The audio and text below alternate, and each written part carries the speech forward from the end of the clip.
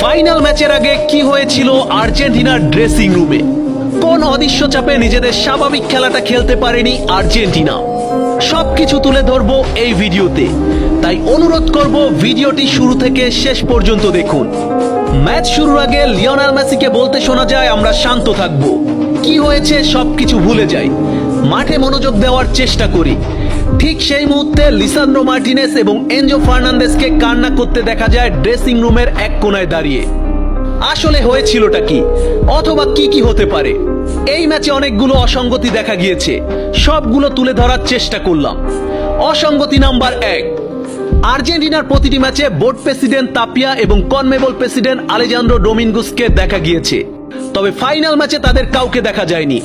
মেসির বউ, ছেলে, মা, বাবা, আত্মীয় কাউকে দেখা যায়নি ফাইনাল ম্যাচে, যারা আগের ম্যাচগুলোতে মাঠে উপস্থিত ছিলেন।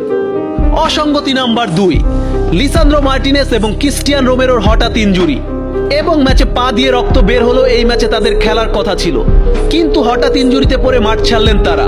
তখন অবশ্য লিসান্দ্রো মার্টিনেজ এবং ক্রিস্টিয়ান রোমেরোর চোখে মুখে কোনো ইমোশন দেখা যায়নি। অসঙ্গতি নাম্বার 3, 25টি ফাউল করে আর্জেন্টিনার হলুদ কার্ডের সংখ্যা 5টি এবং লাল কার্ড 1টি। স্পেন 21টি ফাউলের পরিবর্তে একটিও কার্ড দেখেনি।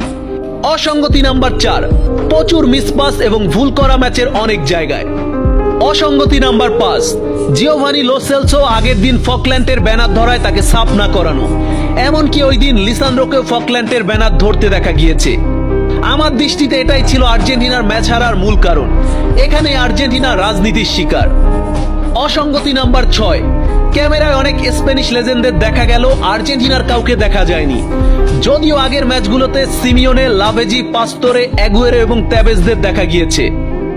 অসঙ্গতি নাম্বার 7, এনজো ফার্নান্দেজের হলুদ কার্ড ছিল রেফারির সাথে বাকবিতণ্ডার জেরে, যেখানে এনজো ফার্নান্দেজ নিজেই ফাউলের শিকার হয়েছিলেন।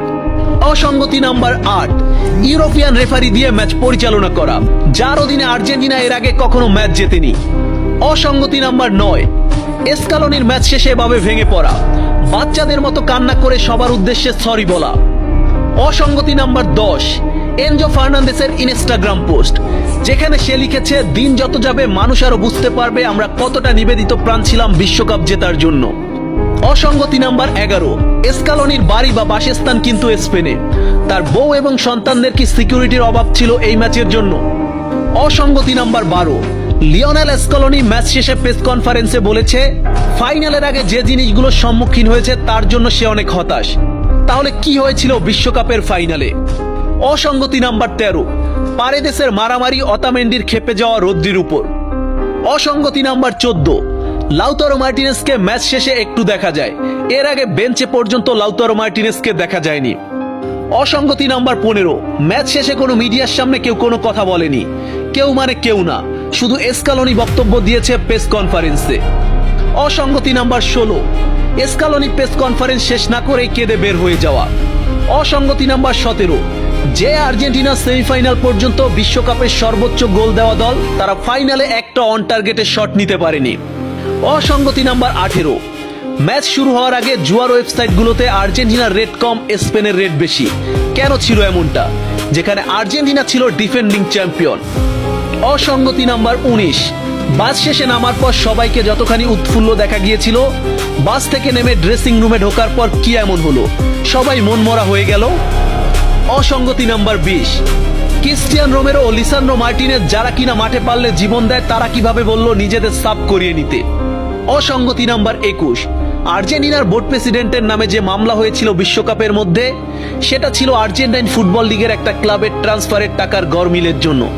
কিন্তু এই গরমিলের জন্য বোর্ড প্রেসিডেন্টের নামে কেন মামলা করল ফিফা? অনেক প্রশ্নের উত্তর মিলছে না। যে আর্জেন্টিনা প্রাইম ফ্রান্সকে কাতারের গরমে নাস্তানাবুদ করেছিল, তারা আজকে হঠাৎ এমন কি হলো?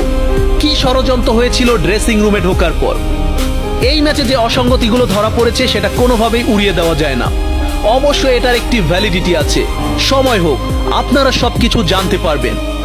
বিশেষ দ্রব্যষ্ট, ভিডিওর শুরুতে যে ভিডিওটি দেখানো হয়েছে এটা ইএসপিএনের ক্যামেরায়, ফিফা লাইভ ফিডে এমন কিছু দেখা যায়নি। আপনাদের কি মনে হয় ফকল্যান্ডের ওই ব্যানার ধরার কারণেই এই ম্যাচে হারতে হয়েছে আর্জেন্টিনাকে? কমেন্টে আপনাদের মনের অনুভূতি জানাতে পারেন। আর হ্যাঁ, এই ম্যাচটি হারার পর আমি কোনোভাবেই মেনে নিতে পারছি না আর্জেন্টিনা এত বাজে ফুটবল খেলে, এটা আমার লাইফে আমি কখনো দেখিনি। অবশ্যই এই ম্যাচের আগে এমন কিছু ঘটেছিল যেটা পর্দার পেছনে ঘটে গিয়েছে। একদিন হয়তো বা ঠিকই জানতে পারবেন। সেই দিনটির অপেক্ষায় রইলাম আমরা। ভিডিওটি শেয়ার করে সবার মাঝে ছড়িয়ে দিন। আশা রাখি আর্জেন্টাইন ফ্যানদের জানার অধিকার আছে এই ম্যাচে আর্জেন্টিনা রাজনীতির শিকার।